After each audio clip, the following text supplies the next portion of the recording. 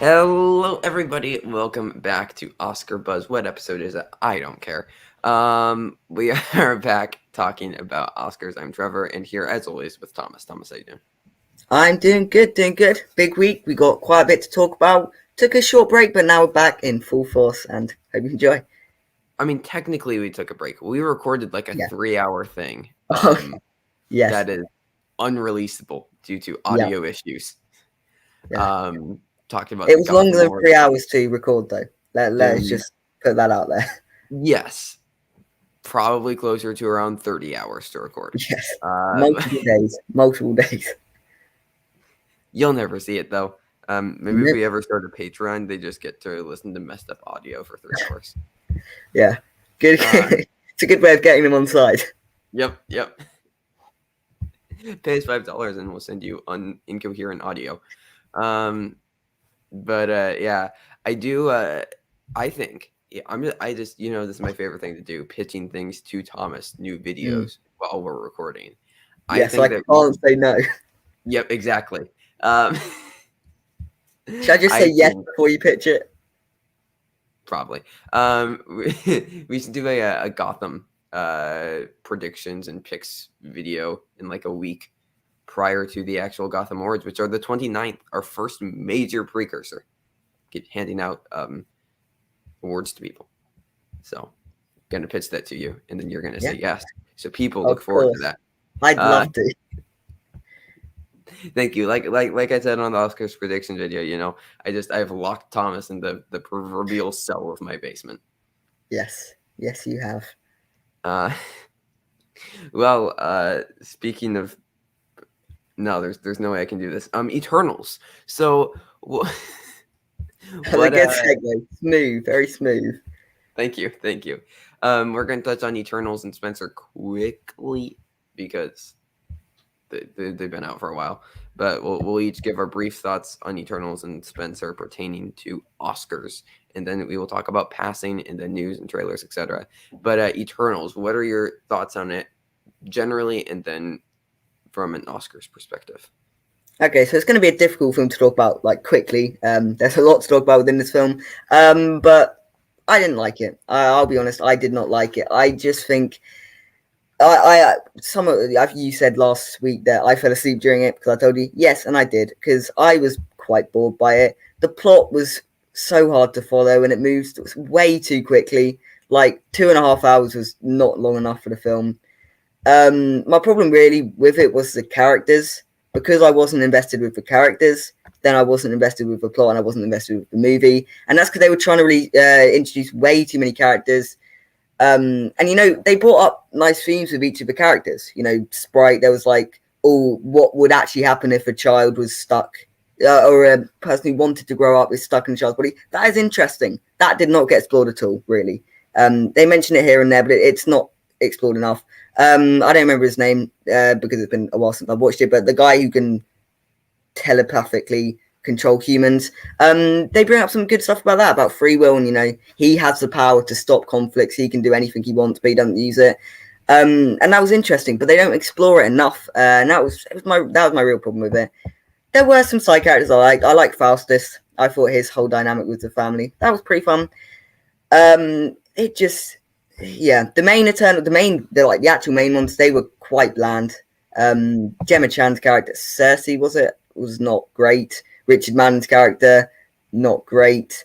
What's her name? Selma Hayek, her character barely gets any screen time, and the problem is she dies, but you don't really meet her until spoilers. It's been a while since it's released, but yeah, so she's dead, and you've never met her really before, so you're not sad about the death, and so that is just not a very coherent way to tell a story. And like the deviants, they were setting them up as they just wanted to live. There was whole like stuff around them, but then in the third act we're just gonna undo all of that and we'll just have a fight. There was a lot in this film that didn't work. I think it needed more focus because the themes could have been explored well if they whittled it down. If they picked a couple of them to go for, they can just take out characters, and that's what's frustrating. I think if you take out characters, the film will be so much better. But because they feel like introducing all 10 or however many there are, didn't work for me. So I fully admit that this film is a bit messy from a storytelling perspective. I don't think that this movie is great or perfect by any means, but I do think that it is very, very good. So from a thematic perspective, how I see the film is that like we aren't looking at each individual character. We're looking at the Eternals as a collective unit. Um, and like if you look in Chloe Zhao's previous work, like there isn't an antagonist, right? It's usually just the protagonist grappling with their own thoughts and their own perspective on the world and their own identity, and then trying to understand themselves further and overcome any kind of mental barriers they've placed for themselves to accomplish their goal. And I feel like we kind of see that here, except it's the Eternals as a collective unit, because all together they basically make up a god. They can do anything all together. So I think that we are seeing, and there are a lot of ideas presented about, it's things that we've seen before. Like, should we save these lives to like, allow life to be somewhere else? A lot of like moral struggles, but we're seeing it, at least how I took it, like we're seeing these struggles now from the perspective of a god, as the Eternals all together as a god. And we've seen Chloe Zhao look at life and how life should be treated in different ways in each of her previous films. And yes, this is the most like sci-fi, this is the most out there. And I think it's because we're seeing how like a god would look at humanity, contrary to somebody with nothing or somebody dealing with physical problems or gambling like now we're seeing it from the perspective of a god. And this makes me very excited for like Dracula, her next project, because I think we're going to see this theme explored again. It's a theme that you can explore so many times, and it's still going to come across different with a through line every single time, just because we're seeing life. And there's so many different ways to explore perspectives on life. And I think Eternals really honed in on the flaws of humanity, but how the flaws of humanity like work towards creating a better humanity. There's also some really interesting religious ideology stuff in here, about the Eternals basically losing their religion. If you've had a religion your entire life, like for them like millions of years, and then you learn that it's been a lie the whole time, that is not true, that's going to take a mental toll. And I think it explores that really interestingly. And like I do think it's disjointed because there are so many characters, and we're seeing all these characters react to each of these things and struggle with each of these things separately, but placing them all together as the Eternals rather than each character separately, I think that it makes up for a really interesting collective psyche, that was like sent as a representative of the Celestials. So I found it like fascinating, thematically. I really, really enjoyed it. Also, as a massive Chloe Zhao fan, I love seeing her worldview through film, because I find it very, very interesting. Especially, just carrying on from her previous 3 films, which I all think are like pretty much perfect. Songs My Brother Taught Me, The Writer, and Nomadland. Yeah, like there's this has some screenwriting problems. Yeah. It definitely has some screenwriting problems.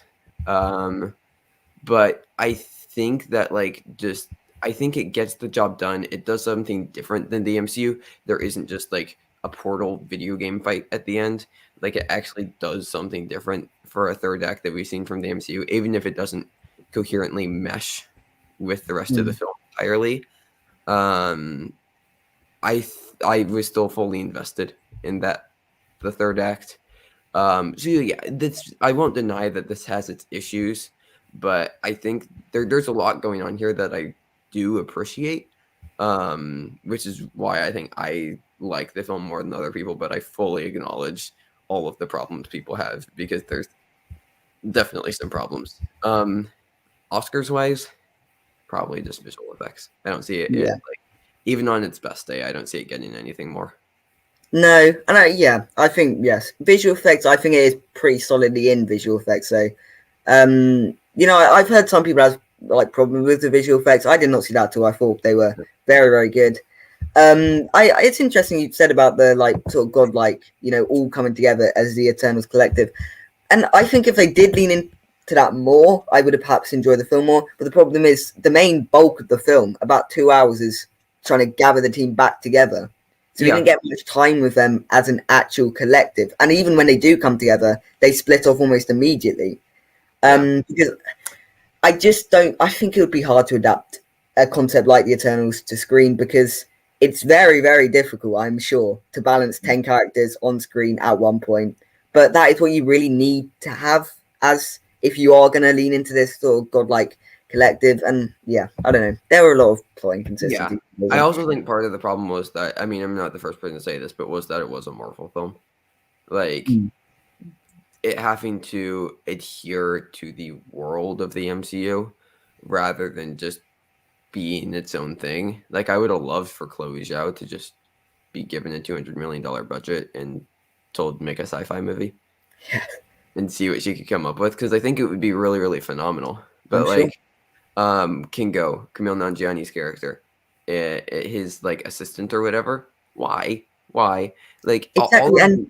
He doesn't seem very interested. In fact, all of humanity are going to die.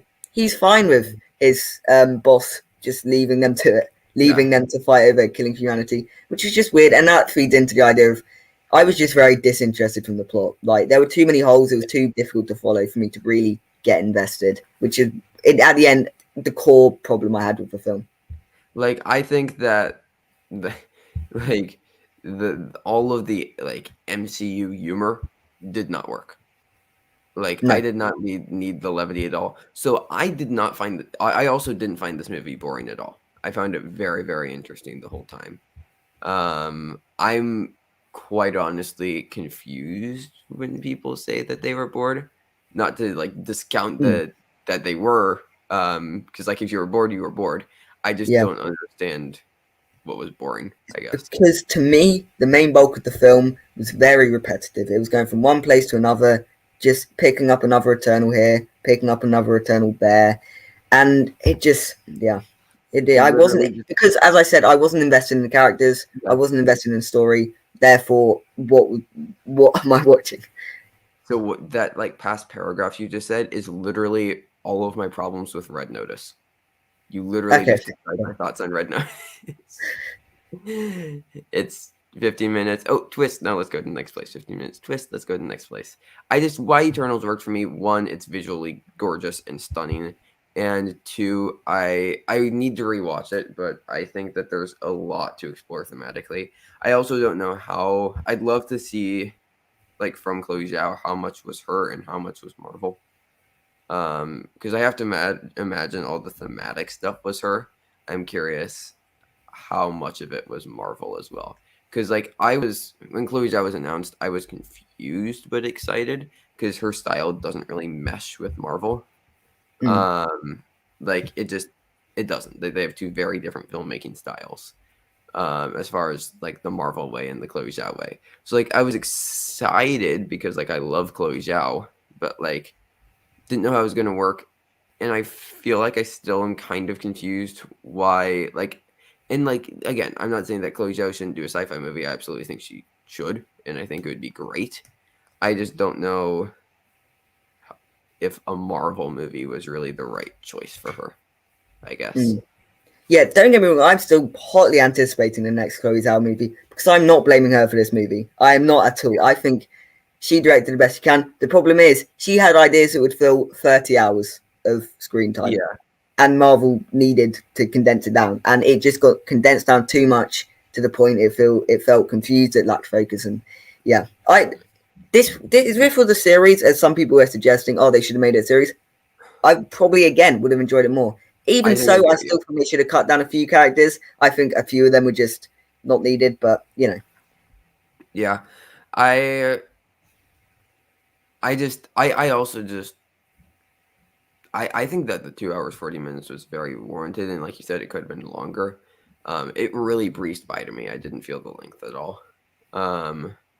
But I think it's, again, I'm in the minority. I know that I'm in the minority on liking this movie. But yeah, I think that visual effects are its best shot. People Yeah. insane sound and score. I don't see it. Yeah, I don't see it. The costumes look mostly CG, so I don't think it can do that. No. I honestly just think it's visual effects. Any kind of adapted screenplay hope isn't happening. No. But what do you end up on this film out of 10? I think it's either going to be 4. I'd say 4. I'd say 4 out of 10. I'll double that and go with an 8. Okay, there we go. All right, let's touch on Spencer now. Yes. Okay, this film is it's incredible. It is Wow. great. It's like it feels weird to say this since like No Man's Land came out in January. I'd still count No Man's Land as my favorite film of 2021. But if you're talking post Oscars, this is hands down winner. Yeah, like for me, it's still Shiva Baby. But like I think that this is definitely top 5 for me as far as like post Oscars. I would say for me, it's probably Shiva Baby, Titan, The Green Knight, this, and Annette are probably my 5. Which I know you disagree with at least one of those. But yeah, I think that this is absolutely incredible. I also watched Jockey after seeing this. Oh, nice. And I love Jockey. Like, I love Pablo Larraín's take on the biopic, where like you don't need to see the person's entire life. Like, you can capture an entire person's life and beliefs and struggles within the frame of like less than 48 hours. Yeah. Which I think is Jockey structured in a similar way? I haven't seen it. Yeah, it takes place in like the 48 hours post the death of her husband, President Kennedy. Okay. And her just grappling like with the grief and trying to set up the funeral and everything. It's really, really amazing. But yeah, I was able to see this in the theaters, which is shocking that this was actually in the theaters. Yeah, and like, busy as well. When I went, it was like probably busy. Yeah, like I had a packed theater for this. I mean, I guess I do live in the UK, so yeah. Well, okay, but here's what's shocking to me on this, right? I went opening night to Dune. Okay, there were about 10 other people in the theater. Yeah. I go on the 3rd day of Jockey to a packed theater. Spencer, but yeah. Well, yes, Spencer, yes. No, I did not time travel 5 years. I'd say. But no, 3rd day, it was Saturday, or it was Saturday or Sunday for Spencer, packed theater. I was like, okay, sure, yeah, okay, I'm here for this. But yeah, okay, Kristen Stewart, maybe my favorite performance of the year, like regardless of like gender or sex, like maybe just the best. Yeah, and what I will say is that, like, the thing I'd heard about going into the film, obviously, as anyone's heard, is, Kristen Stewart's performance is amazing. So that, to me, for when I was going in, I thought, okay, I'm going to see Kristen Stewart in the role. Because I know all the hype, I know it's Kristen Stewart, but still, with all that anticipation, with all that build-up, to make me get lost in her performance, I could not see Kristen Stewart. I couldn't. And I don't know how that is possible, but like it goes way beyond me, that acting ability. But like, she was just, absolutely insane. Just all of like the little like twitches of like her lip and like the like hand movements like flipping back and forth. It was just like there was so much like little details that she was doing, or just even just like whenever she'd walk, she'd like throw her arms to the side. Like she was doing so much to just like completely like she was Princess Diana. And another thing is, because I know Diana was before our time, so whenever I think of Diana now, I'm going to be thinking of Kristen Stewart, which probably isn't best, but as someone who's not familiar with Diana, she is now, to me, the embodiment of Diana. If that is correct or not, she will always be it. Yeah, no, Kristen Stewart is my Diana. Yeah. Have you seen The Crown? I have not, no. Neither have I. So, like, I guess the last season of The Crown was just all about Princess Diana. So people are like, oh, but I'm guessing this is like nothing like The Crown. No. What do you think of the score? Because I love the score. Yeah, I love the score, but yeah, I don't think it really was that's a standout thing for me. I definitely noticed it. I definitely picked up on it and thought, yeah, that's a good score. But it wasn't to me as a standout thing. Scores rarely do that for me. It's just not something I really pick up on whilst watching a film. You know, it has to be like really incredible for me to really pick up on it and go, that is an incredible score. But yeah, it was very well done. I did, yeah, I enjoyed it. I really liked how like it was like contrast to the story, and he does it too in Jackie, where like it's like the entire thing. Like I'm gonna do a very bad impression of the score, but it's like like it's like very very low and like fading the entire time. It's like a lot of like fade, like it's uncomfortable, just like super low fades, the entire time. Which like it works, but like it's also like, wait, this does not feel correct for a Jackie Kennedy movie. Like what? But yeah, like I just please Academy get Claire Mathon into cinematography. I don't think it will happen. We talked about this in our Oscars prediction video, but holy crap! I mean, like I think it's the only big movie of the year to be shot on 16 millimeter. The color grading on this is phenomenal. Now it's like pastel, but then like whenever like because like Diana's like lost, but then whenever she like starts to rediscover herself, the colors start to just like pop, and then it goes back to pastel. Like it's so good. There's the scene like with her and her kids, which is probably my favorite scene of the film. Playing the game where they have to tell the truth. Like, could have watched that scene for an hour. Yeah. Like, that is incredible. There's a moment where the score swells, where without spoilers, you'll know what I'm talking about. She's running. That's all I'll say. Incredible moment. I love how they incorporated like history into this and like her. Yeah, I didn't know that going into the film that there would be like references to Anne Boleyn and stuff. Yeah. And what I will say is it's a very, this isn't a word, but analyzable film. I'm going to go with that. Like there is so much that you can talk about there, like from a production standpoint, like score, color, cinematography, like all the symbols that keep picking up again, and the scarecrow and what does that say, and it's a lot of it's left to the audience's interpretation, which is good. I like one scene in particular I did like was when she pulled off the pearls, and it's her eating it. It's like it's symbolic of the fact she's having to force this royal family down there. She's having to be a part of this. She's having to play along. I thought, brilliant film.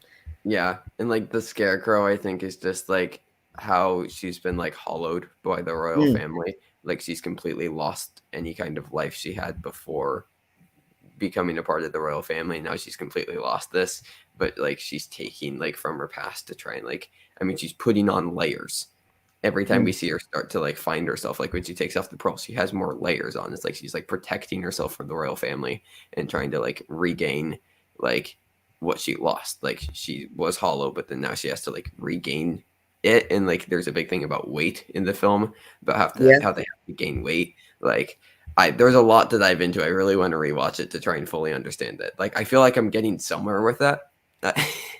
Like there's something with that. But yeah, I cannot wait to rewatch this movie. Also, Sally Hawkins was great. She's not going to get any recognition, but she was great. Though. Also, Sean Harris, he was great too. So Timothy Spall was so good. Yeah. Like, I mean, yeah. And I don't know the guy who played Charles, but he was good as well. Jack Farthing. Jack Farthing. Okay, he was good as well. Yeah. I if we do our own awards here, let's honor Sally Hawkins. Yeah. If we do the buzzy, no, that sounds bad. Let's not go with the buzzy. Here's your buzzy sound. No, that sounds different. Yes. Yeah. Moving on. What do you ending up at for Spencer? 9, probably. I would go with 9. Quite honestly, I think that this is a 10 for me.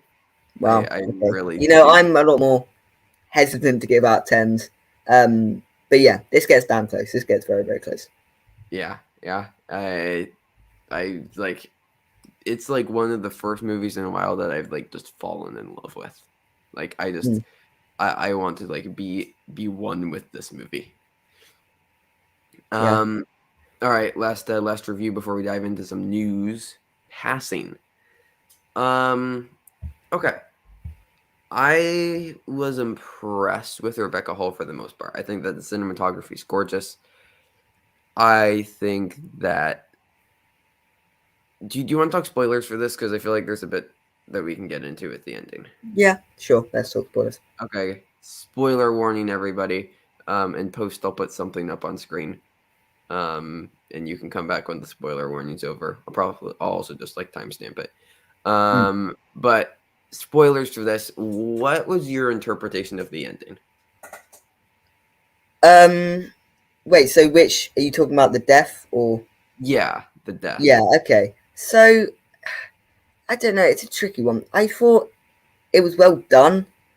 I just felt it somewhat unsatisfying because it lent a little too much into the melodrama, like sort of all dramatic, that I thought the film had so perfectly, avoided before. It's not a very dramatic film, despite that it's tackling quite a heavy topic. It doesn't lean into the dramatic side, and I think the death did, but I thought it was well done. It didn't really sit as right as I wanted it to. So I have a theory. First of all, I think that it was edited really poorly. I was very confused about who fell off and Oh, okay. what happened. Okay. I think that the editing was really, at least for me. But my interpretation of the film, like what it's trying to say, I had to think about this for like a day or two. But like I think that each of like the lead four characters interprets like race very differently. Because you have Andre Holland's character, Tessa Thompson's husband, who Mm, like keeps bringing up like white people who are killing African Americans. So he's very, I would say, pro like fighting back mm, and pushing back against racism, right? Whereas on the other side, you have Alexander Skarsgård's character, who's just a racist a hole. yes. Like, I just put it bluntly. Yeah. Like, so two very different perspectives from them. And then you have Tessa Thompson's character, who just kind of wants to ignore it. Like, she Mm, doesn't want to see color. She doesn't want to like see the difference. She just doesn't want race to be like a part of her life. Whereas you have Ruth Nega, who like sees race very clearly, but wants to see it as a fluid thing and not like a strict thing. Whereas mm. both of the male characters see it as a very strict thing, just from like opposite ends of the spectrum. So they all have very different takes on race. But I love the fact that it was shot in black and white because Yeah. I was you gonna see say so it. much Yeah. gray. Yeah. And it actually means something. Like a lot of films, they just use black and white. But this Yeah. one, it actually means something. It's there for a reason. And as you said, it fits. It's shot beautifully, and so it all works and creates a very visually pleasing film. Yeah. So like my idea of the ending is that when I can't be bothered to remember character names. But Alexander Skarsgård, when he pushes Ruth Nega Mm, out the window, it's like, and then you see Tessa Thompson lie about what she saw mm, with the death, right? So I think what that does for all of them is it completely breaks down any kind of ideas about race they had and completely reforms them from that moment. I think that you see Tessa Thompson's idea especially mm. drastically change. And I think that she is the protagonist because she's the one who has a Yeah. lot of character growth and development throughout the film. Yeah. And she's absolutely the lead. Like she should be campaigned in lead. And she's phenomenal. Will she Yeah. get in? Probably not. Ruth Nega though, I maybe. think there is a distinct possibility she gets in. Whether she's Um, in at the moment, I'm not sure, but there's a good chance she could get in. she's very good. Yeah. Very, very good. She's like the life of the film. I mean, and you also see a lot like, maybe Tessa Thompson, because like it's kind of implied that Andre Holland's character is like cheating on Tessa Thompson with Ruth Nega at one point. So like that could also be like, vindictive and like revenge from Tessa Thompson's character. But then like you see her break down immediately afterwards. So like she regretted it. Mm, Um, I think there's a lot of different ways to look at that ending, but I think a lot of it has to do with each character's interpretation of race, and how it changes, just because of how fluid in race Ruth Negga's character was. And the death of her, I think, restructures a lot of their opinions. So I want to. This is another movie where I really want to rewatch it, and try and figure out more of it. But overall, I really, really liked it. Even if I do think that there are some problems, I think it gets very slow at points, and like Yeah. it has some really like it lulls a lot in the screenplay. Mm. Yeah, But that's what, because it might be a contender for screenplay. Whether I don't know if it deserves it though. yeah, agreed. Like I think where this film's biggest chances, I would say cinematography if cinematography wasn't so stacked because like Mm. I think this deserves cinematography though.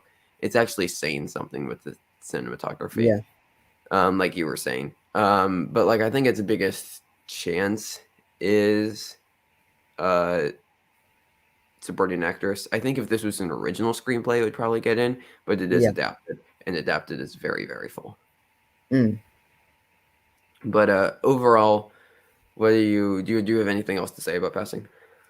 No, not really. I think we covered a lot of it. As you said, definitely probably need to rewatch Yeah, to really fully, because at first it might seem just a little shallow. It's not really saying very much on first watch, but yeah, as you dig deeper, I'm sure there is a lot to unpack with it. So definitely, I'll give it a rewatch at some point. I, I think I'm gonna have to go 7, or it's pushing on 8, but I think I will go 7. yeah. I'm about the same. I'm probably going to go the extra mile and give it an 8, but it's like if anything, like a very high 7. That's like being rounded up to an 8. Mm-hmm. Um. All right. Well, we'll be talking about at least I will get to see Power of the Dog in Belfast. Thomas lives in England and they don't get movies apparently. So, Yeah. but we have a lot to talk about next week because we also have King Richard. Again, depending on if Thomas gets it in England. Come on, which hopefully I will get. Um, and then Ghostbusters and Tick Tick Yeah, Boom. I will be We'll have a getting lot. Ghostbusters. We'll have a lot to talk about next week for reviews. But let's get into some news now. Okay.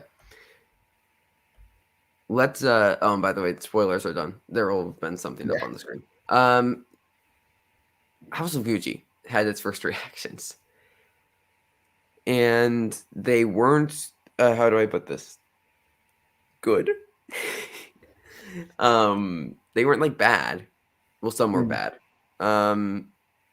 Like I could totally see this movie getting like a mid-50s on Metacritic. Mm. Yeah. I there are going to be some people who love it and some people who like absolutely despise it. Um, I don't know. How much do you think these reactions hurt House of Gucci?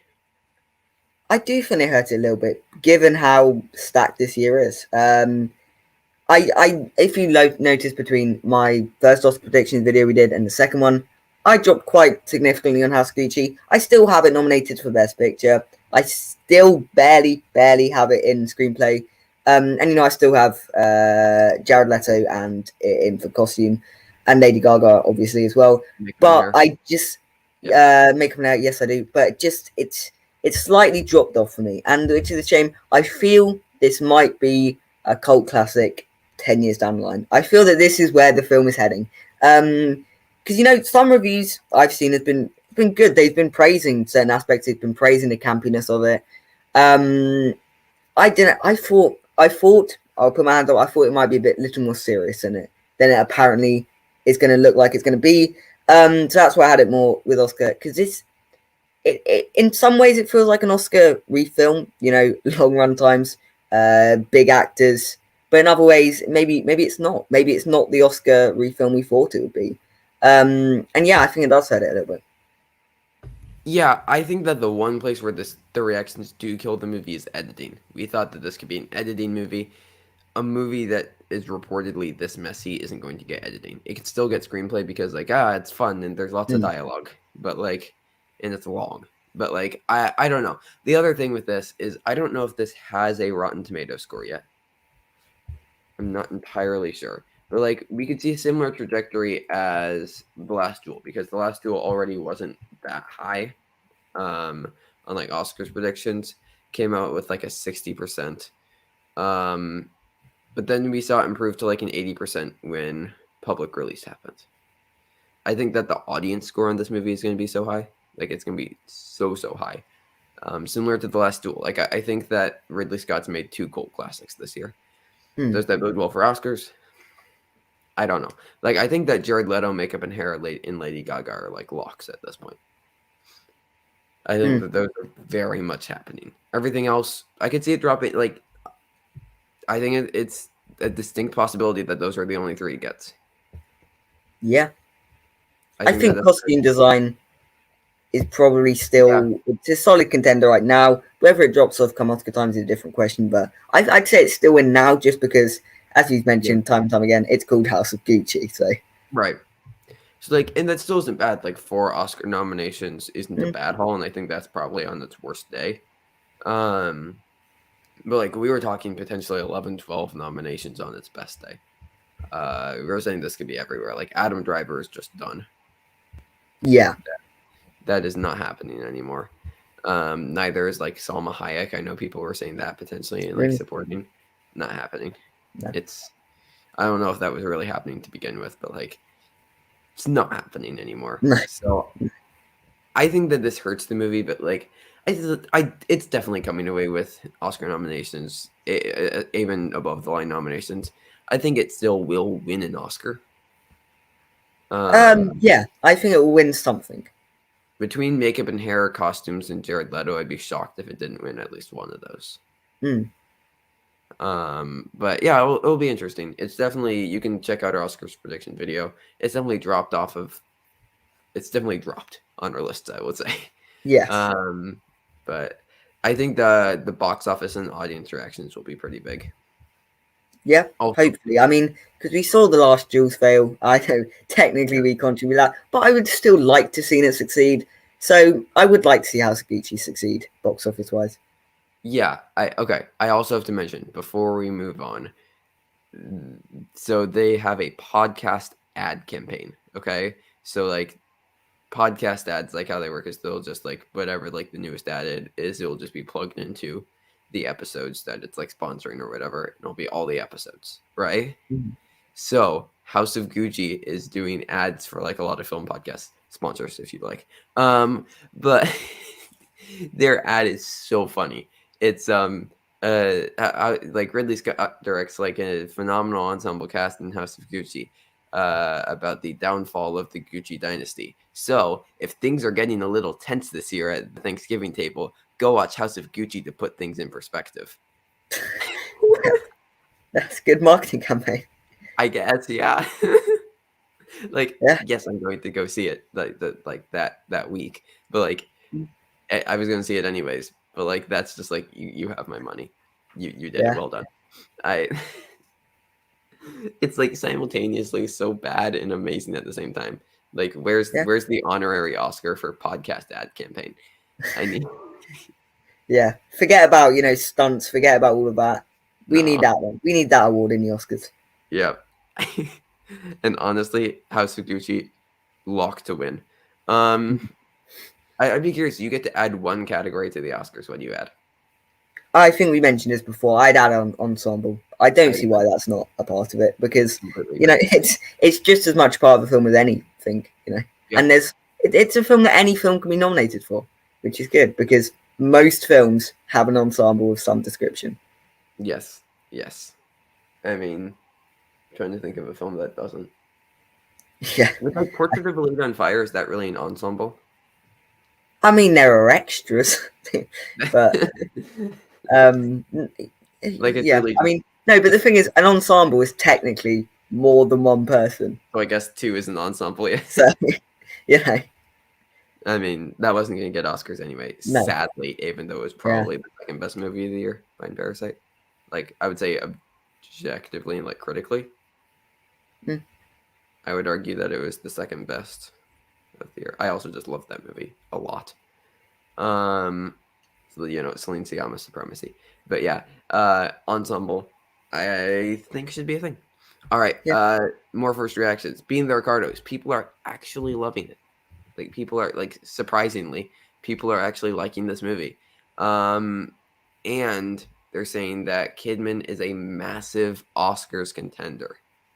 I believe you had her in still. I think that she was just outside for me. Or did I have her? Can't remember. I think I had her in. Yeah. Okay. I don't recall if you did or not. I think I put Penelope Cruz in instead. Yes, you did. You did. Which I stand by. I Well, People we'll make see. fun of that. I stand by. Penelope Cruz is happening for now. Um, but yeah, the other thing that's very interesting is this too has officially switched to original screenplay. Yeah. Was I wait? So I had it in original screenplay. I think. Did I? Uh, I No, we added an adapted. I think so. And Right. I shouldn't say this too because King Richard went from adapted, or no, King Richard went from original to adapted. Yeah. This is from adapted to original. Okay. Did you already have it in original? I feel like I already had it in original. I'll check. Okay. But yeah.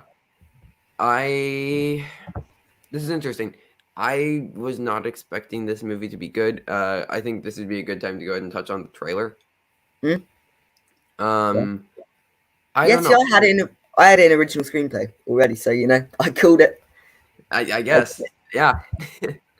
Yeah. Thomas It must have actually been listed on Gold Derby as original already. Then I guess interesting. So I because guess that's Gold when Derby I had go it. to Gold Derby. I see what the sort of rankings are. I see where it's at, and I choose the five. I think we'll get in from there. So if Yeah. it's listed on Gold Derby in a certain category, and I decide to put it in, that's because Yeah. So I guess Gold Derby had it wrong, but now right. maybe. I mean, I think it still has King Richard in original as well. So maybe they're a bit weird with screenplays this year. Just threw everything into original. Uh Yeah. Well, it needs it. yeah, yeah. Yeah, I think that Being the Ricardos probably gets in though. Now. Mm, It's like we talked about like Licorice Pizza, Belfast, Don't Look Up, the big three. yeah, And then like you had things like Mask, Come On, Hero. yeah. I assume it's a stronger contender than them. So Yeah, even like the Front Dispatch too. Like I think yeah. that this is stronger than all those. Why? Because Aaron Sorkin. Like Mm, as simple as that. I paused there because I was going to sneeze, but I kept it down. what? Um, but yeah, I think that this is probably into original screenplay though. Now that this Mm. is officially original screenplay, I think it's probably in. What do you think of the trailer? I thought the trailer was good. I thought the trailer was good. I thought it didn't show us much, which I like. I like to be intrigued, but when going into a film, um, you know, and Sorkin always does good when it comes to true stories. The screenplay for the Trial of Chicago 7 was good. The screenplay for The Social Network, one of my favorite screenplays of all time.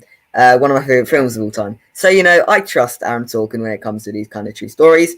I don't know much about the story behind it, which is maybe a good thing. I'd like to be surprised when going to the film. I'd like to know more about it. Just like I didn't know much about Diana before seeing Spencer. That's usually a good. It's usually a good thing to get invested into the world.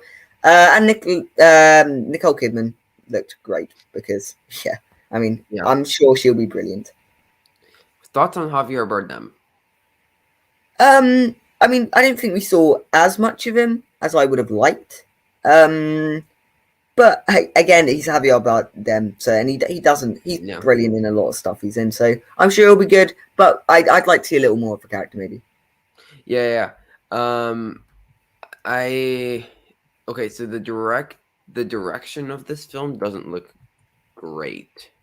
Like I haven't been impressed with Aaron Sorkin's directing. I don't think that Molly's Game or Trial of the Chicago 7 is particularly well directed, even though there are like some great like the screenplays are great for both of them. Mm.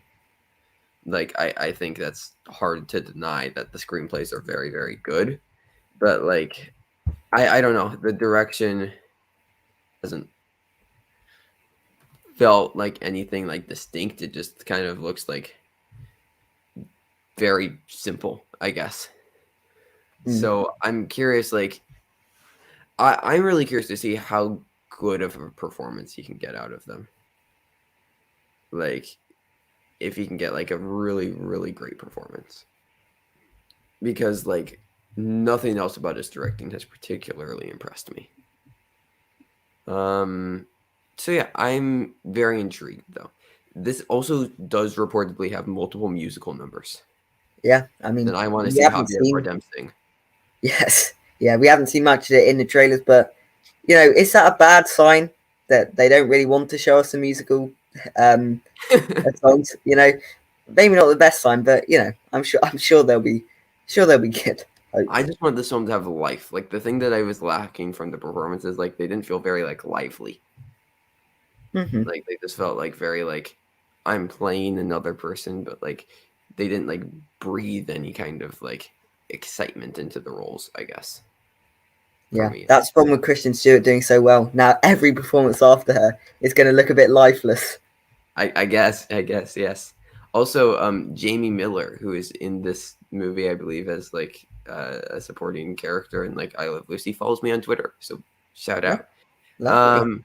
I've never met her, but she follows me on Twitter. So like, let's go. Yeah. But yeah, let's move on to more first reactions. Because Licorice Pizza, people are saying that it's PTA's best. People are also saying that Alana Haim gives one of the best performances of the year, making Best Actress even more stacked. Mm. It's debuted at a 100% on Rotten Tomatoes and a 90 on Metacritic. Could this potentially upset Best Picture? Can this be the late breaking film that takes down Belfast? It could very well be. It could very well be. I think it. PTA is a very interesting director. I don't know if I connect really with all of his films. I thought There Will Be Blood and Phantom Thread just a little bit emotionally distant. Punch Drunk Love, incredible. One of my favorite films, like of 2003. Just brilliant film. So I hope it's more along the lines of that, where I can really get invested into characters, really get a feel for the story. And I hope it's like that. And we mentioned accessibility before. This feels like a more accessible story. And yes, I think to answer your question, yes, it could be the late breaker. We see. I think we need to get more understanding of what the audience think of it. If Belfast is potentially a more it's probably not a very happy film, but it's probably a more crowd pleasing film than Licorice Pizza. PTA doesn't tend to go for crowd pleasing films. And to be a best picture, you sort of do need to have a hint of that, mass appeal. Even if it doesn't need to be completely mass appeal, enough people still need to watch it and enjoy it and get eyes on it to win best picture. And yeah, this is interesting. Alana Haim, I think best actress is too stacked I this don't know year. where she fits in. I I don't. think, yeah. I mean, there's a nice story behind her debut performance. Is she debut Critics' performance? choice. Yes, it's her debut performance. Okay, Like, yeah. There's a nice little narrative behind that. Critics' But, choice I can see happening, and yeah, Golden Globe. Not okay. So I'm not saying Golden Globes in a bad way. If this goes under comedy or musical, I think that she definitely can get in. Maybe even yeah, yeah. But Oscar, I just think the narrative's there, but it's too yeah. stacked this year. No, I completely agree. I think it'll be very hard. So like if we look at like Belfast, it's got an 88 on Rotten Tomatoes, but like as far as audiences, it has a 78 on IMDb, as does its Mets is a 78.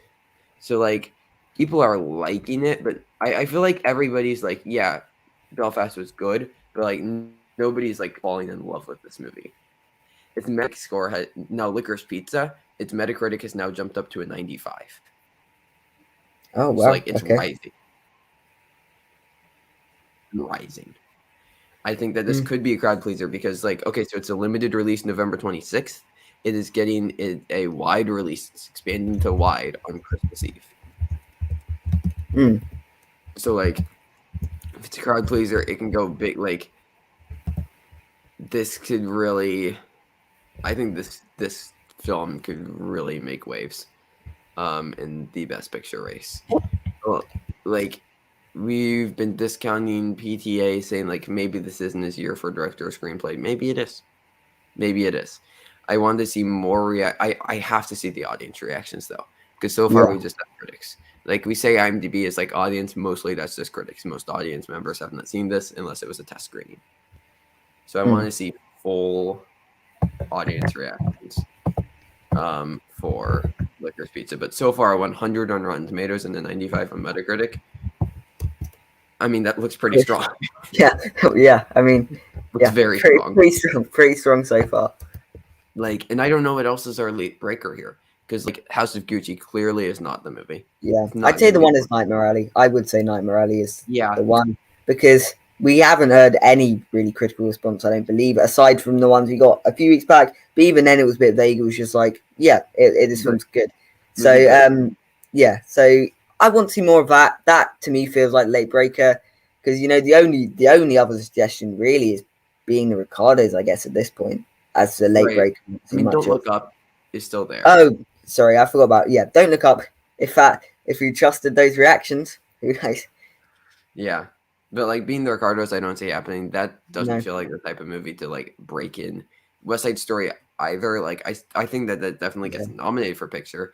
I don't see that as the movie to like break in and win though. So like I think we're looking at basically just Don't Look Up, Licorice Pizza, Nightmare Alley as like our three movies that could potentially take down Belfast. So it will be very interesting, but Licorice Pizza starting to look very strong. Something that isn't looking that strong is Encanto. So it's debuted with, I believe, an 88 on Rotten Tomatoes, which isn't bad. What concerns me, though, is its Metacritic score. Because its Metacritic score was a 68. I don't know if that is risen or fallen, but it's still very low. Yeah. I mean, in perspective, it's not very low, but it's quite low for a Disney. For a Disney film that's like supposed to win animated feature, feels very low. Especially when you have Flea sitting at a 97 on Rotten Tomatoes and an 88 on Metacritic. Flea's coming home with 3 Oscars, everybody. I think at least 2. I think it at least takes animated and documentary. Like I don't know. I know you were saying Luca. I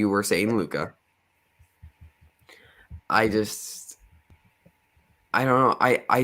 I feel like I don't know where, like, what precursor is going to go with not Flea? Because like I mean even Luca, like its Metacritic is a 71. Like it was not like top tier on Metacritic. Like that's still good, but like Encanto is like by far the best critically received animated film of the year by like close to 20 points. Yeah, maybe. I want to see the precursors first. I would like to see the precursors first because at the end of the day, the precursors could go with the safe pick. I don't know if they will. They might go Flea after the precursors. After we've got more love for Flea, after it's hit a more mainstream appeal, then I might be picking it for best animated feature. But until then, I'm going with the safe spot and going with Luca. That's fair. Yeah. I think okay, so let's think about the precursors here. Because like Golden Globes are probably going with Luca. Yeah. Critics' Choice, I think, are probably how much of a precursor is the Golden Globes nowadays? Yeah. Critics' Choice are probably going Flea. And I should say Golden Globes are going something Disney. Like they could still go Encanto as well. But Critics' Choice, I think, will probably go with Flea, just because I mean we've seen the critical reaction. I think that like BAFTAs, I think go with Flea. Like they've shown to go with more like indie picks when they're available in the past. Annie's, they'll go into 2 separate categories: indie versus studio. So they'll like something Disney or Pixar will win the studio one, and then Flea will take the indie one. And then PGA will be very interesting because PGA has nominated Disney and Pixar films for Best Picture in the past. Like, if Flea gets into Best Picture in any precursors, though, I think that immediately has to like put it as a front runner in animated. Like if it gets nominated for picture, which I could say PGA or Critics' Choice doing. So, or like, I don't know. I think that Flea. You know what? Flea's going to be the late breaker. Flea for Best Picture. No, but I do think that Flea's very strong. I think that it's going to show up very, very strong. Like it did make the same mistake that Coda and Mass did, where it was a Sundance film that just decided to skip all the fall festivals. Like it hit all of the festivals. It went to TIFF. It went to Venice. Like Flea went everywhere, which I think is really, really big for it. Critics are loving it. It's one of the highest reviewed films of the year. Like once audiences see it, if audiences love it, like 3 Oscars for Flea. Let's make it happen. Yeah, it could well do. It could well do. I just think we need to wait a little longer, get a few of the precursors in, see if the buzz is still there, see if it gets that mainstream appeal. In which case, I might be nominating. I might be giving it the wins for a couple more categories. Yeah, but overall, I would say that the Encanto not being received as well as we thought it would be is a bit concerning, though, for its chances. The other thing that I was thinking about is like Encanto and Luca could potentially split the vote as 2 Disney. They could. I mean, yes, they could. That is why. So, one weird fact that I did pick up is that the last how many? 1, 2, 4 Disney original animated films. Moana and Zootopia came out in the same year. Mm-hmm. One of them won Best Animated Feature. Big Hero 6 won Best Animated Feature. Frozen won Best Animated Feature. So the past original Disney films, they've been doing very well at the Oscars. Yeah. So could Encanto follow the trend? I don't know. It might well do. But the other thing was like if we're seeing like very similar Metacritic scores from both Encanto and Luca. If they're like very similar films, if people are like, yeah, I can't decide, like that's where I see splitting the vote can come in. Like it doesn't seem like we're seeing like this one is distinctly better between the two. So it'll be interesting. But yeah, that is an interesting point about original Disney animated stuff. It's a very strong year for animation. Yeah. All right. So this is just kind of sad, but Spencer now has a rotten audience score, 49%. Well, people are idiots. Yep. That's all I'll say on that matter. No Golden Globes for Spencer. No. Oh dear. Drats. That's what they wanted. They wanted Golden Globes. You know, no, Kristen Stewart will never get a Golden Globe. No. Oh well, she'll have to settle for an Oscar. People stand Kristen Stewart so much that like she's still probably gonna get nominated, but that will be her only nomination. Yeah. I just wanted to touch on that. Okay, so we got first reviews of Swan Song. So this is from Oscar-winning director Benjamin Cleary. Who have you seen the short film that he won for? I have not. No. It's called Stutter. It's very good. Oh, I've heard of it though. I've not seen it, but I've heard of it. Yeah. So that's when he won his Oscar for. So I believe this is his first feature. But we've talked about this in the past. I mean, it's Mahershala Ali, it's Glenn Close, it's Awkwafina, it's like cancer, and then it's sad, and then it's sci-fi and clones. Like, there's a lot going on. People are saying that Mahershala Ali is phenomenal. This movie screams of Golden Globes. It's a streaming release. It's Apple TV. Same day and date as theaters. Like Mahershala Ali, like I mean, also Critics' Choice just nominates like everybody. Like they nominate like 9 people. So like I could see Mahershala Ali showing up, but not at the Oscars. He's gonna be the Jared Leto. Yeah, I think he just. I mean, when is Mahershala Ali not good? Like when have you watched the film before? He's not great. So, I just think maybe if he does something different enough, maybe the Oscars will look at him. But yeah, I think there's a little too many people in the supporting actor category, but not necessarily the top end of supporting actor category. Just sort of around that bubble, around that 5th spot. There's a lot of people looking for that position. So where I think he could really stand out is I believe he's playing himself plus a clone of himself. So if he's able to provide a lot of duality to the role, and we start to see like there's 2 versions of the same person split, that's where I think he could stand out, especially with like the critics, like Critics' Choice, HCA, critic circles. I don't see Oscars happening at all. No. I find it hard to imagine. More fun reaction stuff. The Power of the Dog has become certified fresh with 92%. Yay, I'm seeing it today. Okay, so Leonardo DiCaprio. He's gonna play a cult leader named Jim Jones, which, like, if your name's Jim Jones, you're probably gonna lead a cult. Sorry to all the Jim Jones out there. So yeah, so he did like mass suicide with his cult. Close to 1,000 people died. And the biopic is coming from the writer of acclaimed films Venom and Jumanji: Welcome to the Jungle. Yes. Yeah. this is an interesting one. Jumanji, it's a very serious film. We know it's a very serious film. Venom 2, very serious. No, it's an interesting choice. Neither are great. I don't like. Okay, I don't like Jumanji. I'm not a film snob about many films, but as someone who loves the 1995 version of Jumanji, I hate Jumanji: Welcome to the Jungle for everything it stands for. That is me being a very old film snobby person there. I want to point something out about this. I just noticed this. The next level is above Welcome to the Jungle. Oh, that's very weird. Why is the second one for? That bothers me. I mean, I guess marketing. You look at the top bit first, so you see the new film. That just bothers me. That's frustrating. You're gonna have to get a new one. Yeah, I gotta return this to Walmart. Yeah. But yeah, I've never seen 1995's Jumanji, so I thought that it's was okay. I thought it was it's a very nostalgia-y film. If you haven't seen it as a child, I don't know if there's much point in watching it. It's a very seen as a child. Watch it back again, look back at it.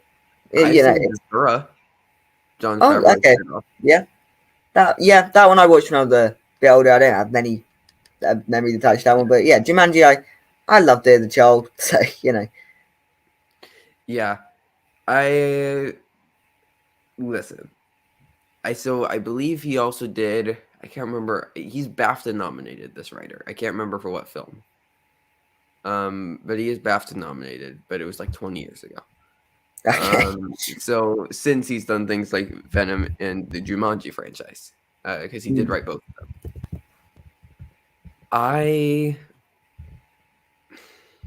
Leonardo DiCaprio has to be considered for Oscars. Like, he just has to be.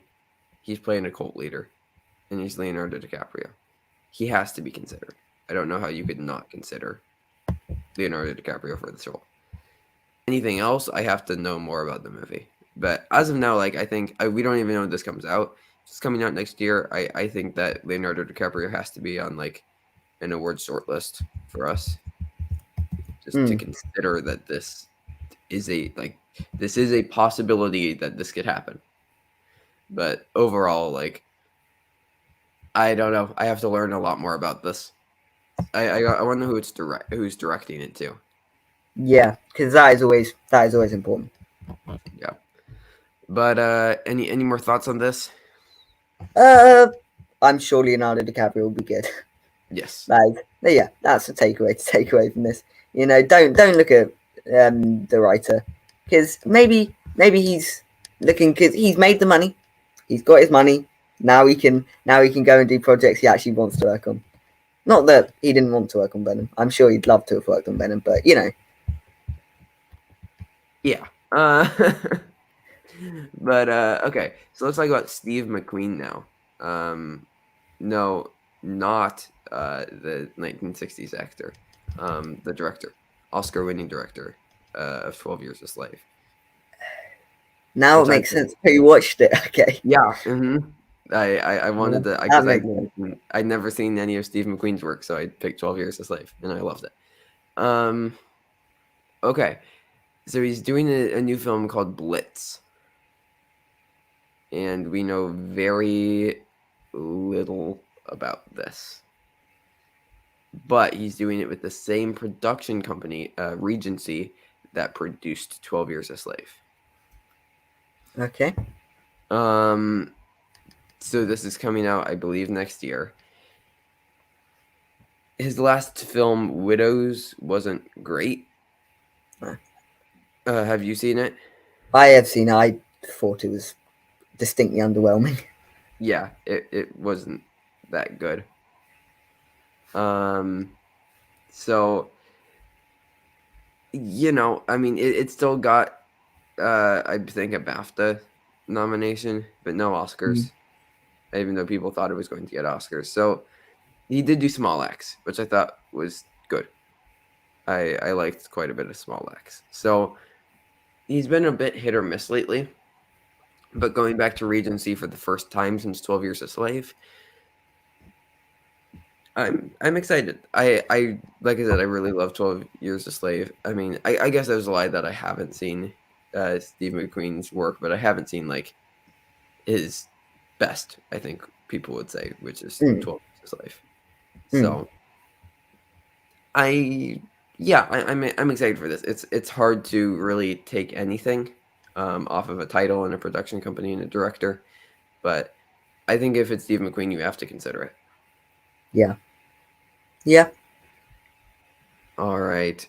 Now let's talk about some awards. So Drive My Car has won Best Picture at the Asia Pacific Screen Awards. We also got a trailer for this. This makes me scared for Titan because this trailer looked incredibly Oscars friendly. It did. Yeah. It looked, yeah. Friendly. Yeah, I mean, it just looked like it's going to be a good plot with good characters. Looks good visually. I mean, it just looks like it's going to be a good film. Yeah. It's not going to be weird. It's not going to be wacky. It just looks like a film that American audiences, British audiences, audience across the world that they can watch and they can enjoy. So yeah, I do agree. It does look Oscar friendly. I mean, yeah, it's so much more accessible than Titan. Now, I do think what two things are important to note because I think that this is fine because Titan is, I think, definitely the number 5 spot right now. It's like right on the edge of getting in just because it's what it is. But like, so this would be taking Titan's place. So, I think that like one, it's being distributed by I think like the Criterion Collection and Janus Films. Oh yeah, I saw the trailer was on their channel. Right, it got picked up by the Criterion. So like, them versus Neon. Neon always wins. That's just. Granted, this is Criterion's only film, but like, Neon is going to be able to throw so much more behind Titan. Secondly, I believe this film is 3 hours long. Ooh, so that takes away some of the accessibility. I did not know that. For yeah, international film. So the trailer looks very good, though. I'm very, very excited to see this. I don't know if it's premiering in theaters or just like on the Criterion channel. I don't know, but it looks very, very good. I'm very excited to see it. But just please don't get in instead of Titan, please. Thank you. You have any more thoughts on the trailer? I thought Japan looks beautiful. I'd love to go to Japan. It looks beautiful in the trailer. The whole trailer looks beautiful. I'm pretty excited for this one. Yeah. Okay, so let's talk about the European Film Awards. Well, we can go through briefly just on like the we don't have to touch on like the. I mean, I guess we can talk, but we'll just talk about all of them. You're gonna edit that bit out? Or? No. Okay. So we can just talk about the stuff that's like eligible for this year, because like for instance, Ammonite was eligible for this year and won like costumes and stuff, but like we don't care about that. That was last year. Did you ever see Ammonite? I did not know. Because like it was supposed to be like a major Oscars contender that just flopped. So I still haven't seen it. But Lamb won visual effects, which yes. I'm so here for this. I loved Lamb. Titan won makeup and hair, which was fun. But let's talk about let's just jump into like the main awards. We have the 2 acting awards, writer, director, and picture. So best actress was Jasna Dursic for Quo Vadis Saida, which was eligible last year, got nominated for international feature. A very good film. It's a very, very good movie.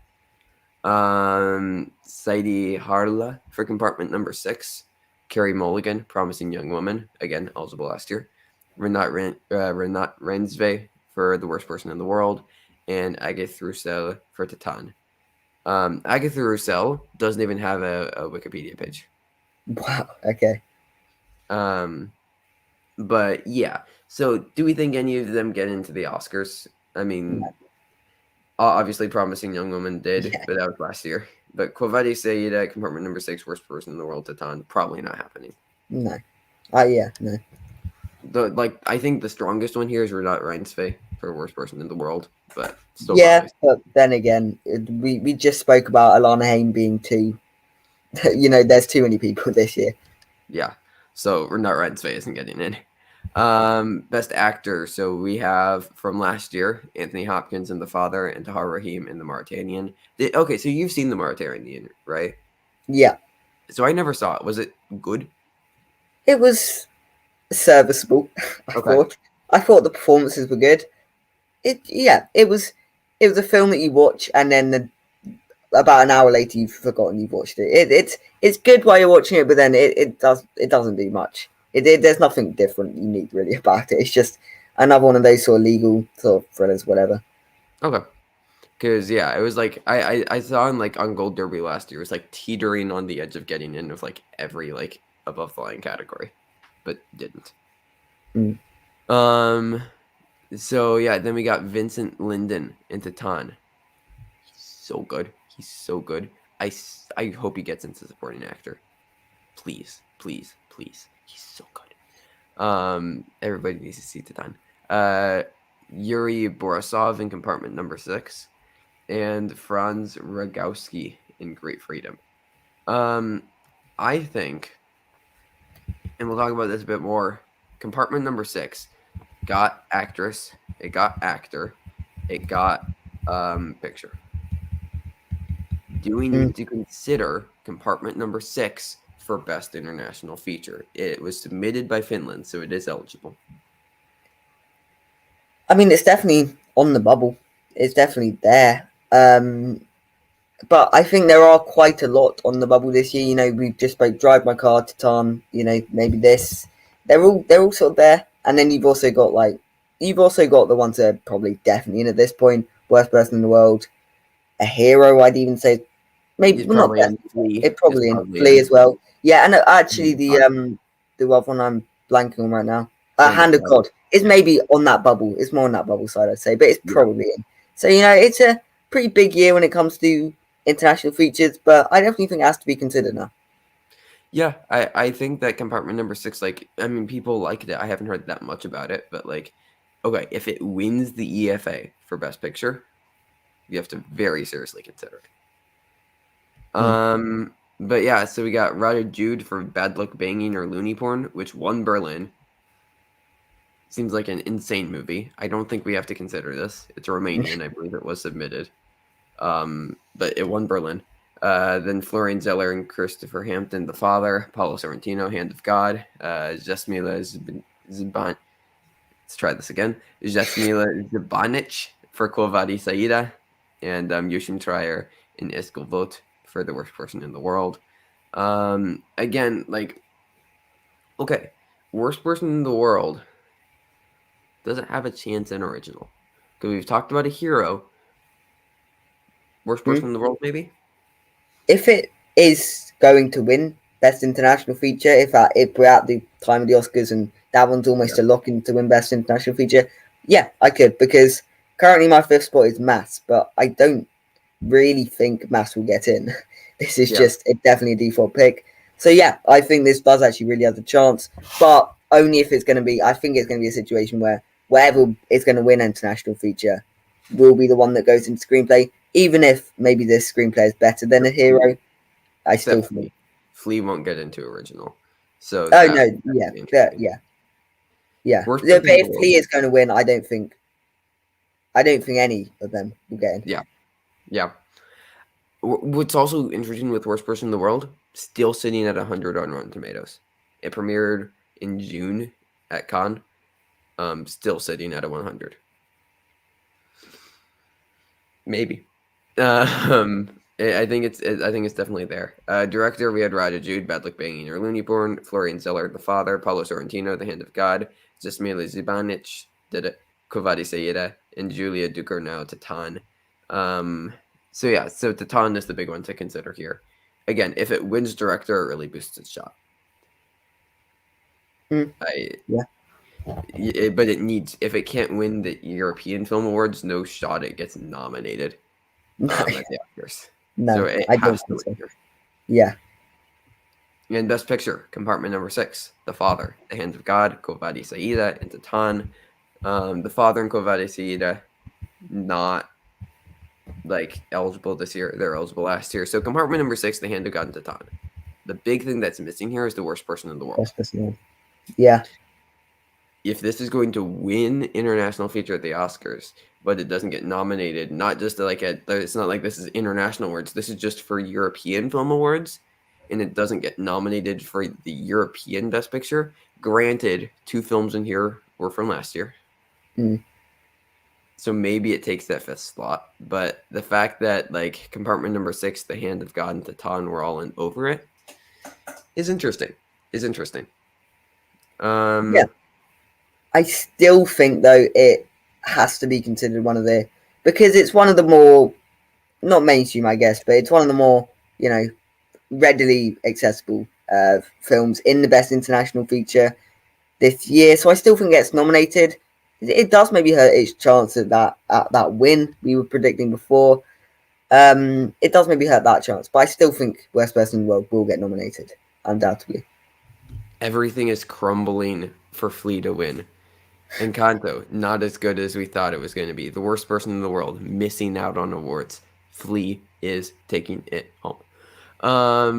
But yeah, overall, so what are our predictions for these main 6 awards? So for actress, Jasana Duric, Kovadi Saida, Seda Harla, compartment number 6, Carey Mulligan, Promising Young Woman, Renate Reinsve, Worst Person in the World, and Agatha Roussel, Titan.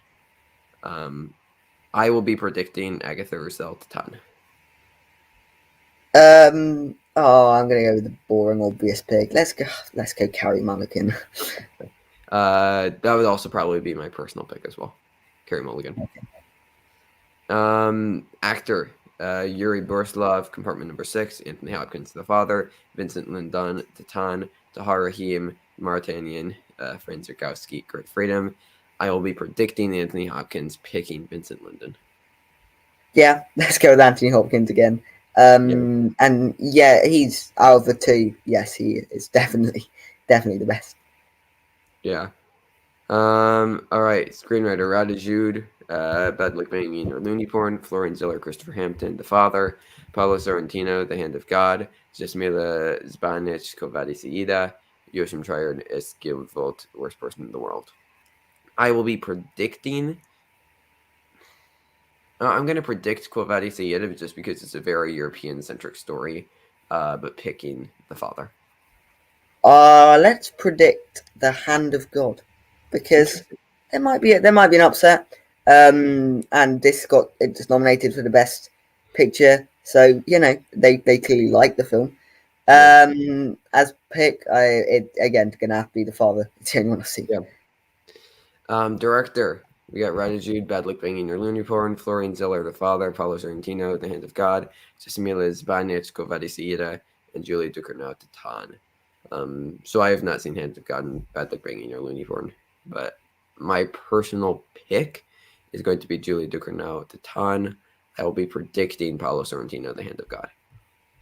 Yeah, I'll predict The Hand of God again. And again, The Father is going to have to be the one. And then Best Picture, compartment number 6, The Father, The Hand of God, Kovadi Saida, Titan. I am going to predict The Hand of God and pick Titan once again. Yeah, let's go clean sweep with The Hand of God. Director, screenplay, and film. And again, can you guess which one I'm going to pick for my personal pick? The Father, because it's again the only one I've seen.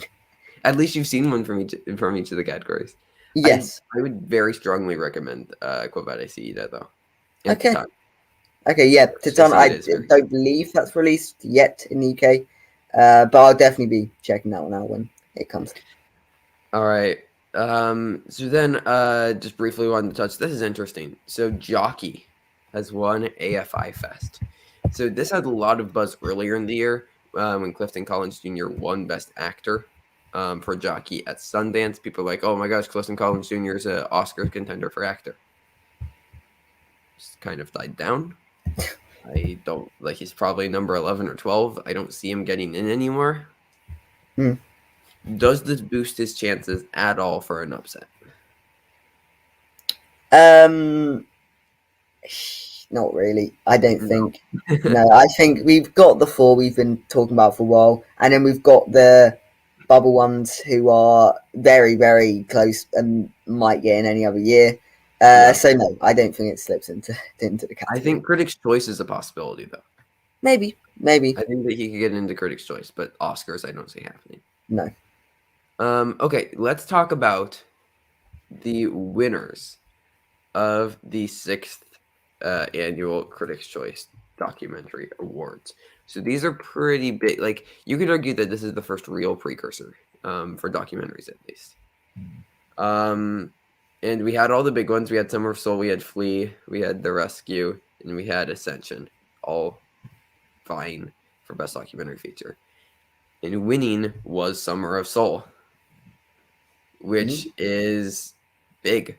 This is very, very big. Like, this documentary race is so weird.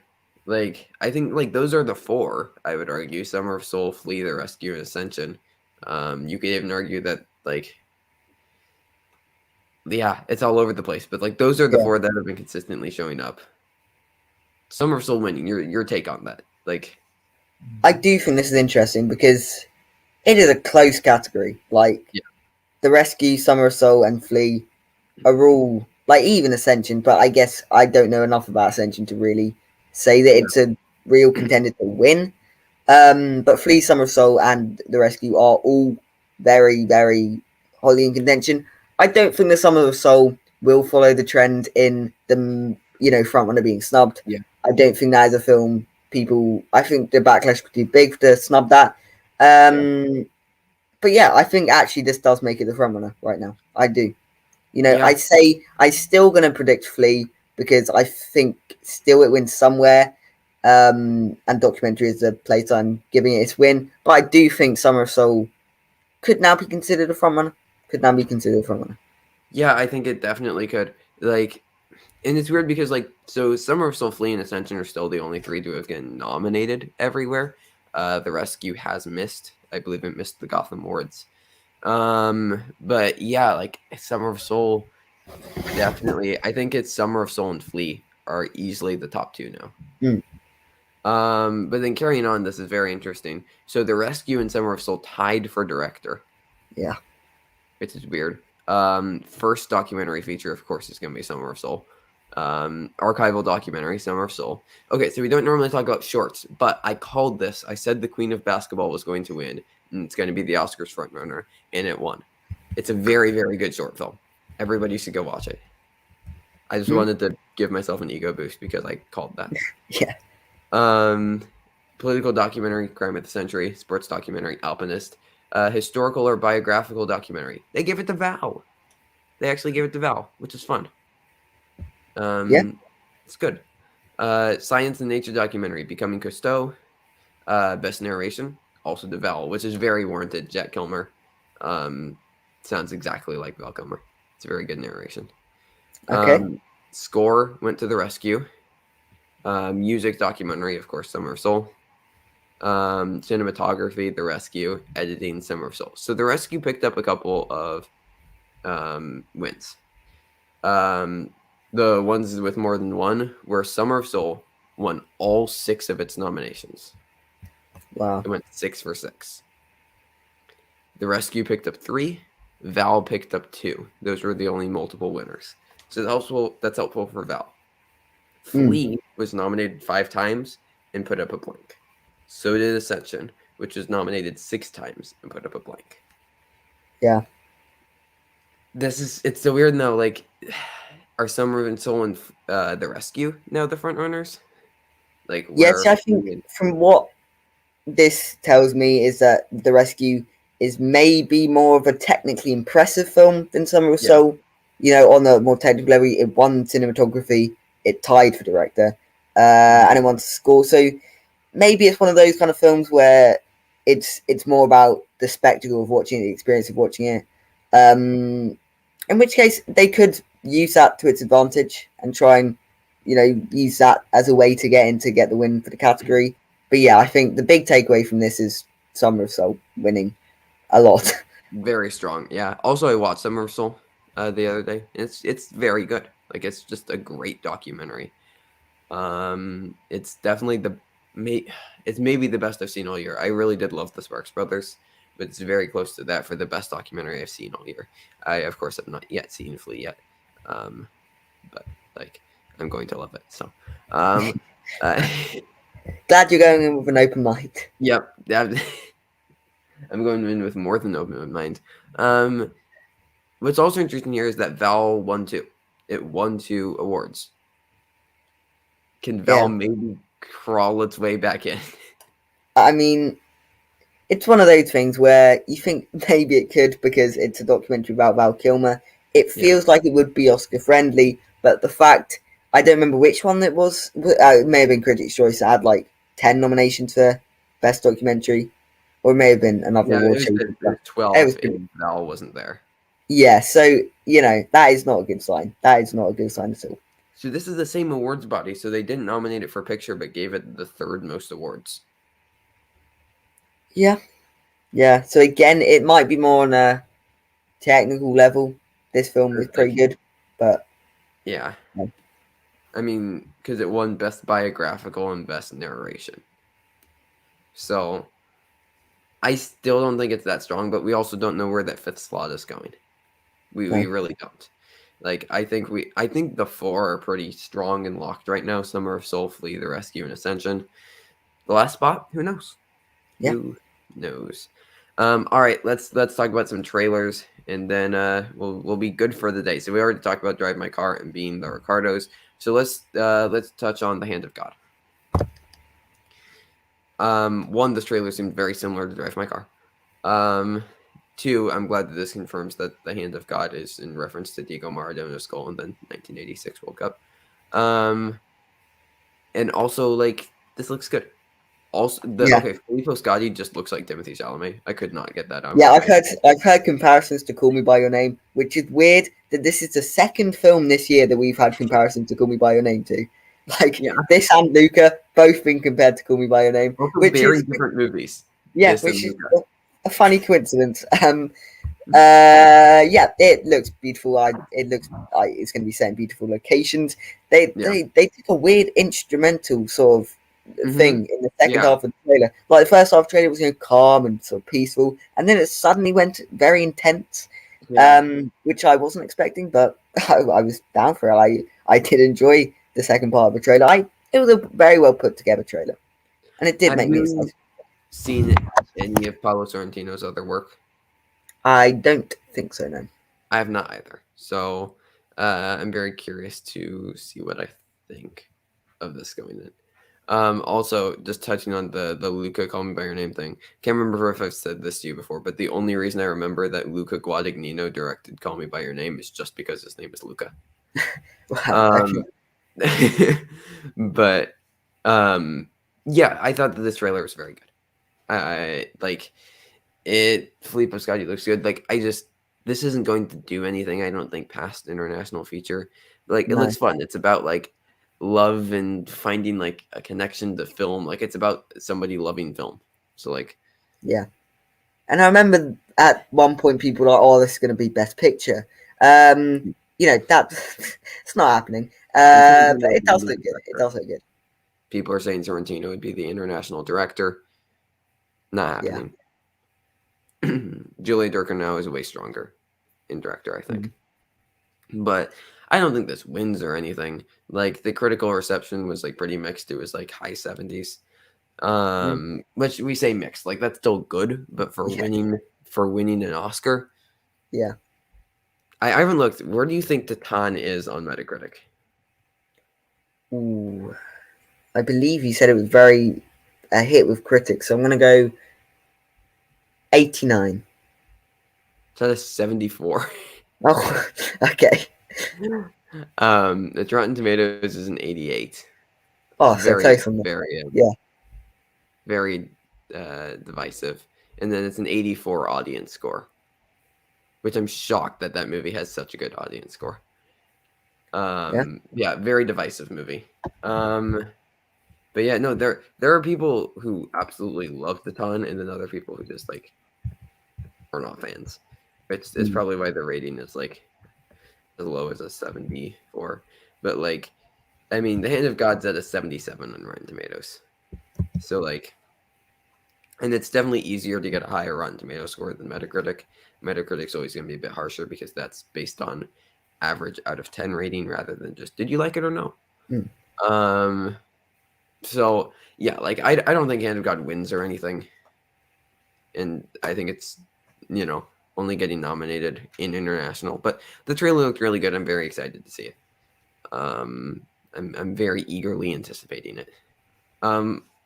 Okay, let's talk about Don't Look Up. I thought you were going to say, and now to a film I'm not eagerly anticipating. Well, yeah.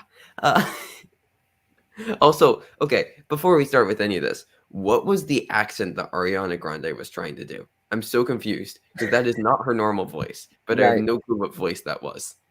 I don't know, but she's Ariana Grande, so let's let her off. She can do what she likes here. I have a shooting star tattoo on my back. Like it was bad. Yeah. But thoughts?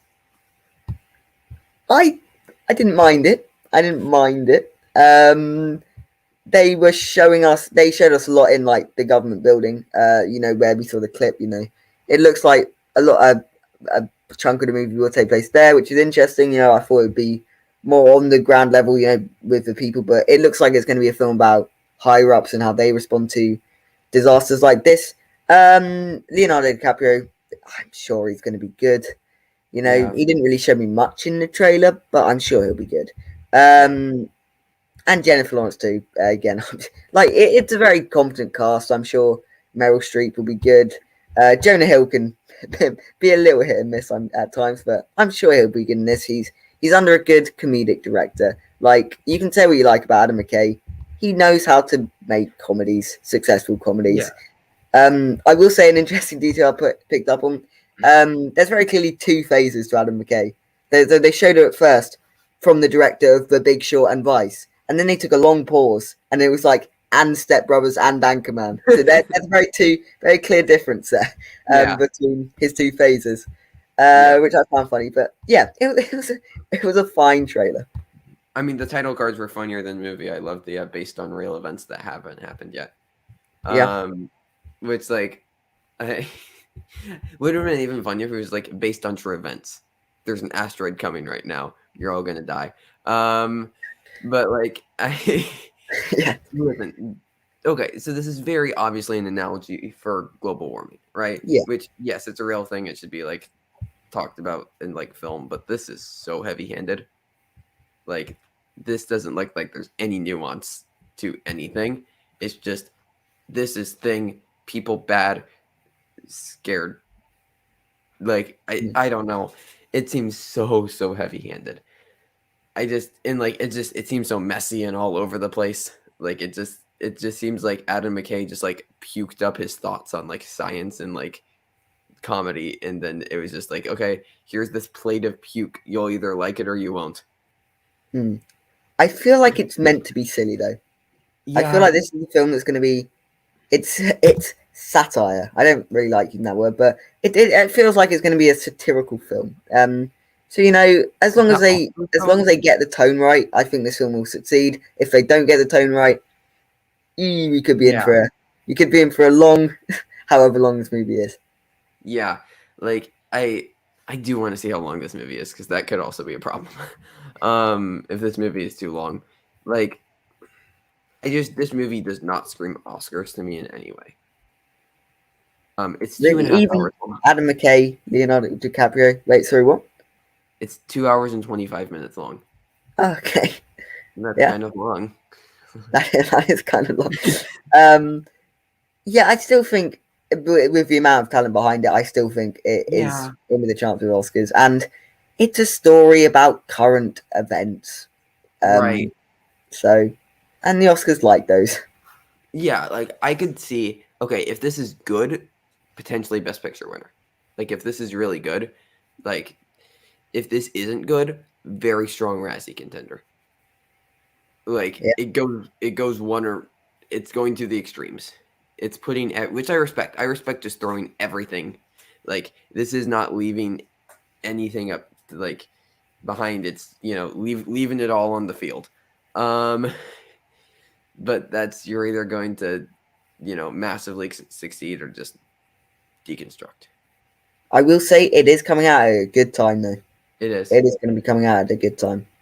I mean, I'm going to probably watch it on Christmas on Netflix. Maybe. So, yeah, I'm tentatively excited because like I do like The Big Short. I think that The Vice is good but not great. Like he's made good, but like nothing like this. This just seems like a lot. Like it seems like all of because like I generally like Adam McKay, but like he has a very distinct style. This kind of feels like this is a weird analogy to make. So like I love Wes Anderson, right? So The French Dispatch was like the most Wes Anderson thing, so I loved it because I love Wes Anderson. People who love Adam McKay are going to love this. Like me as someone who's just like I think Adam McKay is good when he executes his ideas well. This does not seem like something that's going to be entirely for me. Yeah, which is fair. It's not very every film is up people's alleys. Yeah, it's just it seems so Adam McKay, and he has moments of greatness and moments where it's just like really. So I don't know. I'm waiting with bated breath to see the first first global critics reactions. Yeah, not the small group that we've been trusting up until this point. Who said it was amazing? Yes, and like it's gonna like they said that it was great. So like I mean, this movie seems overwhelming, like and not in a good way. Okay, let's talk about another movie that looks kind of overwhelming and messy, at least to me. Spider-Man: No Way Home. So thoughts on this trailer? Well, they gave us quite a bit. They did, yeah. They just There's a lot in this trailer. There's a lot of villains. There's a lot of stakes. It seems there's a lot of different characters they're juggling. There's a lot of different plot lines they're going to be introducing. It all feels like a lot. That's as someone who's not really a fan of Spider-Man, I can say that I'm not really a fan of Spider-Man as a character. I know your Spider-Man suit and Into the Spider-Verse poster, but yeah, I like Spider-Verse. We don't need to talk about Spider-Verse here. We've talked about that before. Great, phenomenal movie. Yes, but yeah, I wouldn't call myself a Spider-Man fan. I didn't grow up with him. I didn't grow up with any of the films. So from a film objectively standpoint, this is not really making me very excited for it. Because they are just showing us villains and going, look at this nostalgia. We've got Dr. Octopus back. Sure, he's great at Spider-Man 2. I don't really know why we need to see him again. I don't know why we are doing all of this. Other than, I do agree with people who say that this will be the last Tom Holland film in the MCU. I think after this, maybe, here's my theory. The reason why it's called No Way Home is because he'll leave, he'll go into some parallel universe, he'll save the day, everyone will be happy, and then he'll be stuck in that parallel universe, i.e. the Sonyverse. And that is why it's called No Way Home. You can't get back home. That's my theory for what will happen. There just seems like a lot going on. One thing I will point out is Tobey Maguire and Andrew Garfield are definitely in this movie. And one shot proved it to me. It's a shot where you see Lizard, Electro, and Sandman, and then one Spider-Man going in for them. But Lizard and Electro definitely aren't looking at that one Spider-Man. There's 3 villains, and one of them, there's definitely more. There's definitely 2 more next to him. and they're all going. So it's going to be 3 Spider-Man against 3 villains. So they are in the movie. As much as we like to deny it, they are in it. But I'm glad they didn't reveal it in the trailer. I thought I didn't want to see it in the trailer. So it's just the plot feels messy and it doesn't do much. It doesn't do much for me, this trailer, aside from look at all the villains. So yeah, as someone who is a Spider-Man fan, this does not look like a good movie. It looks bad. I'll say it. I did not like this trailer. Just the more I've thought about it, it seems like it's like you were saying. It's just like, hey, here's this thing that you like. Cool, cool. Thanks. I'm glad. I could just rewatch the other Spider-Man movies. I don't know why I need to see. John Watts, he has traditionally done better with smaller scale films. The more large scale he's gotten, the worse his films have gotten, I think. And we've seen that with Homecoming to Far From Home. And even I'm blanking on the films he's done before, but the larger scale stuff is usually not as good. This just seems like way too much. This seems like too big of an ensemble. I don't trust John Watts to do this. I don't think he'll be able to pull it off. I honestly don't. I'm sorry. I don't think that he is the right director to pull something like this off. It looks like so much, and I don't think we're going to be able to connect to anybody. We're going to be told to care about villains that I won't care about. It's going to probably take time to establish all of them again. For people who haven't seen the other Spider-Man films, which will just feel repetitive. I don't know the runtime of this movie, but I think that this movie is going to end up as a disaster. I do like the sort of angle they look like they're going to be taking with Spider-Man not wanting to kill the villains. I do think that's an interesting character point to go for. Why are they putting a Captain America shield on this Statue of Liberty though? I don't know why. I don't know why we needed to see that really. And also, neither of the two sort of comedic bits landed at all. At all. The bit where he said, "Oh, I know a magic word, please." That didn't land, and the other bit, which I'm blanking on as well, but the comedy, the comedy in this trailer didn't work. And for a Spider-Man film, you want it to be funny, you want it to be lighthearted, and so this looks anything but lighthearted. Yeah. This also just doesn't feel like a Spider-Man film. Spider-Man is supposed to be very grounded. And this does not feel like Spider-Man. Also, sorry. I have a trailer on here. Yeah.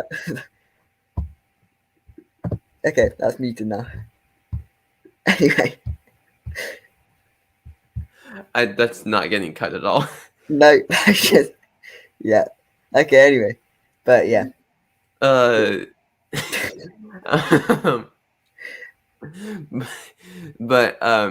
Okay, so I love Zendaya. I think that she's very good when she does dramatic stuff. I thought that she was very good in Malcolm and Marie. Even if the movie wasn't the best, I thought she was very good. In the 2 minutes she's in Dune, I think she's good. I think that she's a good actress. I mean, she's obviously great in Euphoria. Emmy winner there. She's a very good actress. As I've rewatched Homecoming and Far From Home, she's very poorly written. MJ is very poorly written in these films. Which is disappointing. Just on a rewatch, her character is not very likable. And this just kind of exemplifies that. Just the please line. Ooh, really? But overall, I'm excited for this movie. I hope that this movie is great, but it does not have a lot going for it, at least for me. No. There was also a really stupid, about 5 seconds where Spider-Man takes the box and then immediately Doctor Strange gets it back. Why would you put that in the trailer? Yeah. I get that it's probably going to be an extended sequence, but the way it's edited in the trailer, why? Yeah. This was not a very well put together trailer. No. But yeah, overall, like I said, I'm still excited for it. Just I don't think this movie will be great. I feel like I've been very negative on trailers today. I do Yeah. like movies. It's Yes. contrary to how this is portrayed, but yeah, I just No Way Home and Don't Look Up don't look great. That's I feel like that needs to be a play on words for Don't Look Up. But unless you have anything else to say, I believe that's the show.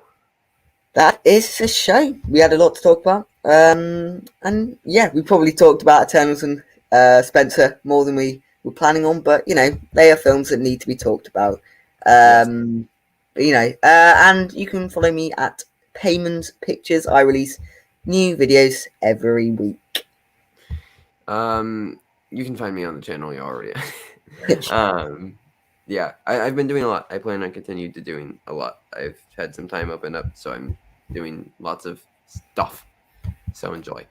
And make sure to check out our Oscars prediction video if you haven't already yet. We have our updated Yes. predictions for November. So please go check it out. I'll say it. I never say it. Subscribe and like the video and share it. Boom, boom, YouTube stuff. Comment your thoughts down below. I'm not going Comment to tell down you what below. to comment on. Just comment your thoughts right now. Are you happy? Are you good? You Yeah. feeling good? Yeah? Cool. Comment How that. are you doing? Did you have enough to eat today? Somebody's just like, no, I did not send food. Um, so yeah, until next time, I guess stay safe, everybody, and goodbye.